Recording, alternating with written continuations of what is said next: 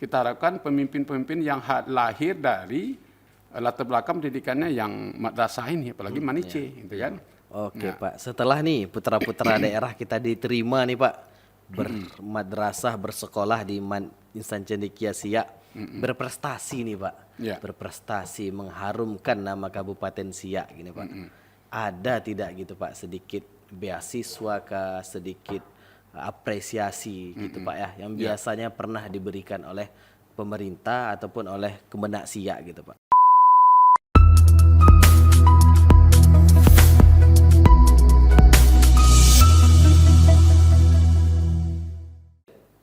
Bismillahirrahmanirrahim. Assalamualaikum warahmatullahi wabarakatuh.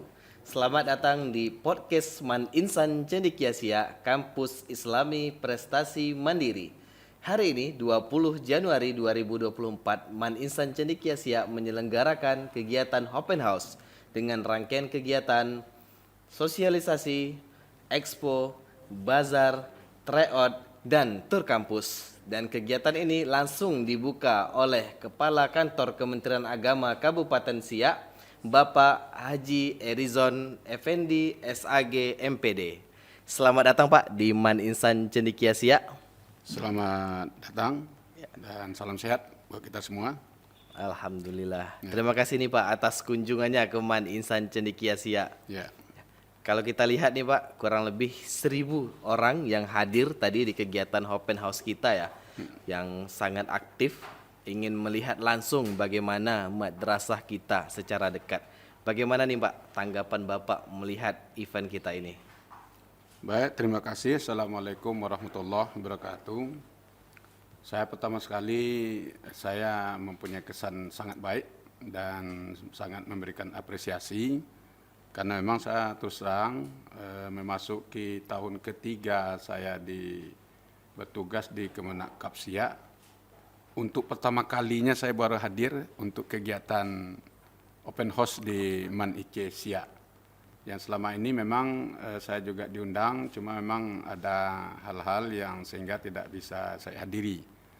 Nah, hari ini memang tergugah betul hati saya untuk bisa hadir ini. Padahal biasanya kalau sudah hari libur itu saya tidak ada cerita lagi itu untuk ikut kegiatan-kegiatan sifat undangan itu. Karena memang Sabtu Minggu itu saya lagi fokus untuk berkumpul dengan keluarga. Nah, tapi hari ini tadi memang saya termotivasi untuk hadir. Nah, itu.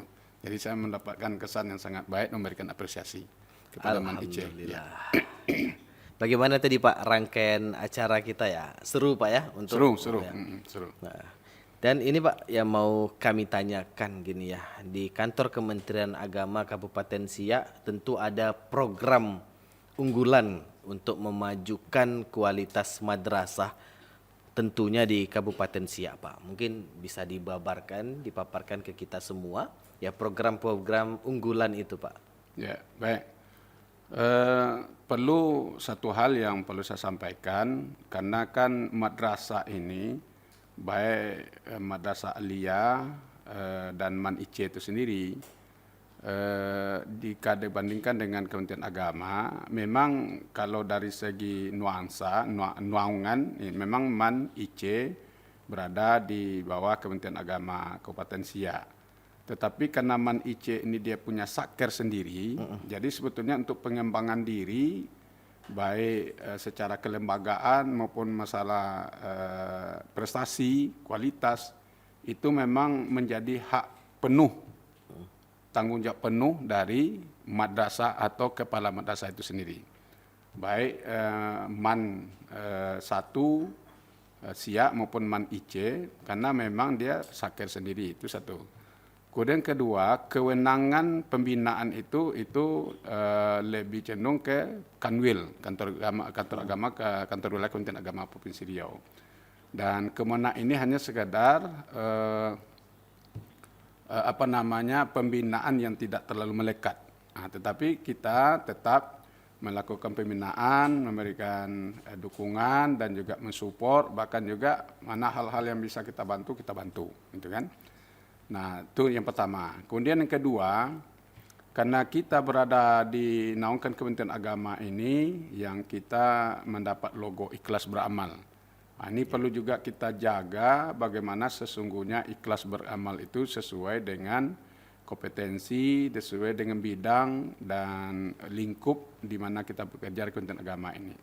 Saya selalu menyampaikan terutama yang melakukan pelayanan langsung dengan masyarakat, saya selalu menyampaikan bagaimana sesungguhnya mengamalkan, melaksanakan dan mengamalkan konsep ikhlas beramal itu. Jadi ikhlas beramal ini kita harus memberikan pelayanan itu secara tulus kepada masyarakat, baik secara langsung maupun tidak langsung, sehingga keberadaan Kementerian Agama ini betul-betul dirasakan oleh masyarakat sebagai figur, sebagai contoh, sebagai tauladan dalam rangka memberikan pelayanan kepada masyarakat. Karena sampai hari ini masih ada juga pegawai-pegawai kita khususnya di Kemenak yang kadang-kadang melakukan pelayanan itu tidak sesuai dengan ikhlas beramal. Dan termasuk juga dengan program pemerintah dengan adanya 5 budaya kerja. Nah, jadi ikhlas beramal itu harus kita kembangkan melalui 5 budaya kerja. Yaitu yang pertama adanya integritas, bagaimana kemudian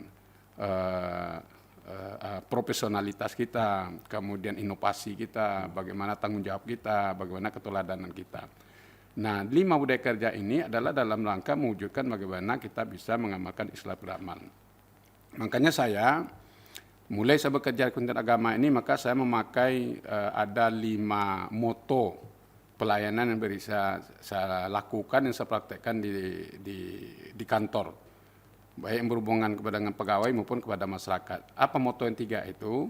Pertama, kalau memang pelayanan itu bisa cepat, kenapa harus kita perlambat? Kalau bisa pelayanan itu bisa dipermudah, kenapa harus dipersulit? Nah, kemudian kalau bisa gratis, kenapa harus bayar? Nah, ini perlu kita amalkan, kita terapkan di Kementerian Agama ini. Nah, khusus untuk lembaga pendidikan, nah tentu bisa juga hal-hal ini, moto-moto ini kita lakukan. Jadi jangan ada kesan kita pertama mungkin ingin ada niat-niat yang tidak baik dalam rangka memberikan pendidikan, proses belajar di dalam kelas dan segala macam.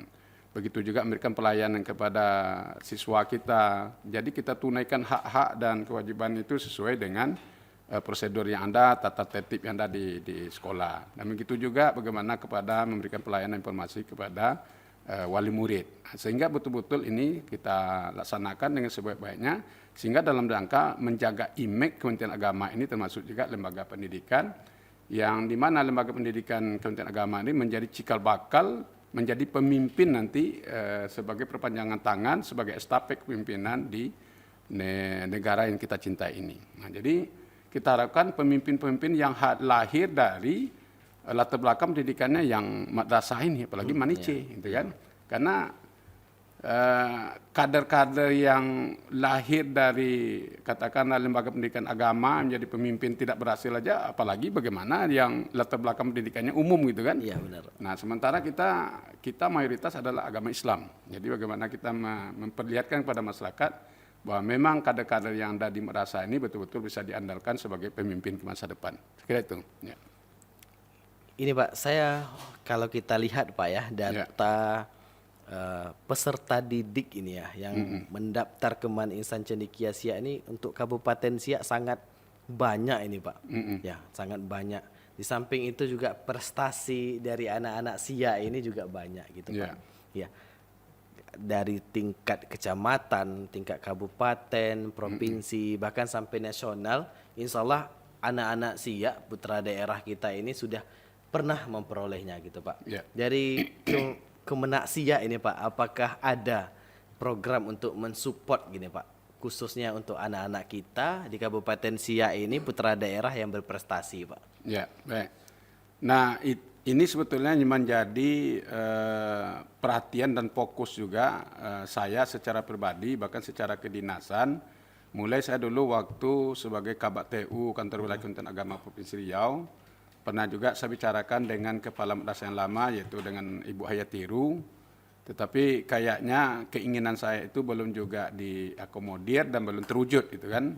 Dan saya pikir usahanya mungkin ada, tetapi saya tidak mendengar bagaimana langkah-langkah yang dilakukan oleh Ibu Hayatiru.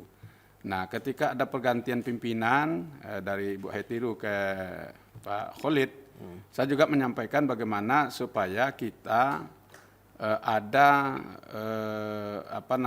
suatu upaya kita supaya untuk mengakomodir dari anak-anak kita yang dari Kabupaten Siak yang ingin masuk ke MAN IC. Karena pernah kita selusuri anak-anak kita yang mendaftar di MAN IC ini yang tidak lolos di dalam seleksi nasional itu ada sampai 10 bahkan sampai 15% yang tidak lolos, ya kan, seleksi nasional. Nah, maka saya bilang dengan Pak Khalid waktu itu, coba upayakan ke pusat, mohon kepada direktur, bahkan mungkin di Dirjen Pendis, untuk meminta beberapa persen yang jatah itu dikhususkan untuk kita di Siak. Jadi katakanlah setelah terjadi seleksi nasional, ternyata masih banyak anak-anak kita yang Siak ini tidak lolos, maka dari jatah itulah yang akan kita seleksi lagi untuk masuk ke MAN IC. Bukan berarti tidak kita seleksi. Tetapi dari seleksi tadi yang tidak lolos, maka kita ranking lagi. Katakanlah tahun ini kita dapat 6 rombel, ya kan? Iya, Pak. Nah, kita minta ke pusat yang di seleksi nasional itu hanya 5 rombel. 1 rombel kita. Nah, 1 rombel ini kita lah mengisi nanti di Siak ini, anak-anak kita yang dari Siak yang daftar.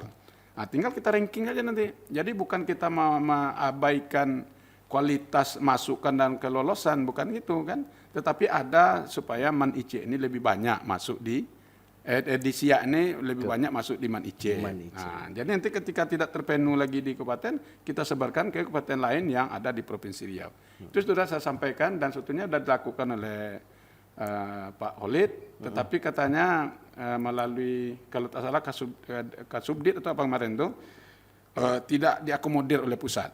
Nah, tapi akan kita upayakan supaya ini bisa.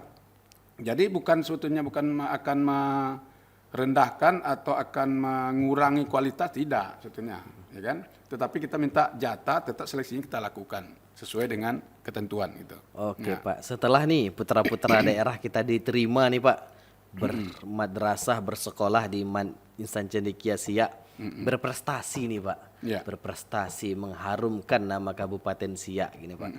Ada tidak gitu, Pak, sedikit beasiswa kah, sedikit apresiasi gitu, Pak, ya, yang biasanya pernah diberikan oleh pemerintah ataupun oleh Kemenak Siak gitu, Pak? Ya. Nah, kalau untuk katakanlah untuk sebagai reward ya dari Kementerian Agama, pertama memang anggaran yang untuk alokasi katakanlah mata anggaran seperti itu memang tidak ada di Kementerian Agama. Nah, tetapi kalau reward untuk bisa mengikuti kuliah di tingkat nasional bahkan di luar negeri, itu ada namanya bentuk kerjasama. Jadi nanti MAN IC ini silakan melakukan kerjasama dengan beberapa perguruan tinggi di Indonesia ini, bahkan di luar negeri seperti yang dilakukan oleh MAN 1, MAN 2. Itu nanti anak-anak kita yang prestasi itu justru nanti bisa menjadi mahasiswa undangan, ya kan? Bisa saja mungkin tidak diseleksi lagi, ya kan? Karena sudah diakui kompetensinya gitu kan. Nah, ini salah satu mungkin reward yang nanti harus kita lakukan gitu kan.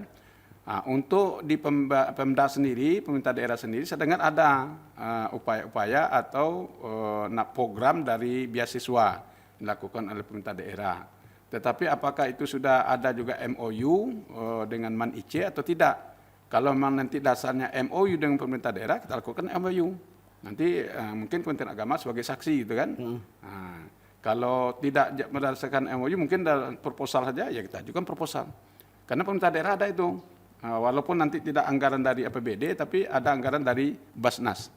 Basnas itu sudah ada melakukan program untuk beasiswa itu baik di nasional maupun internasional. Saya kira tinggal kita cari celah-celah atau jalan yang sehingga reward itu bisa kita peroleh terhadap anak-anak kita yang memiliki prestasi tersebut.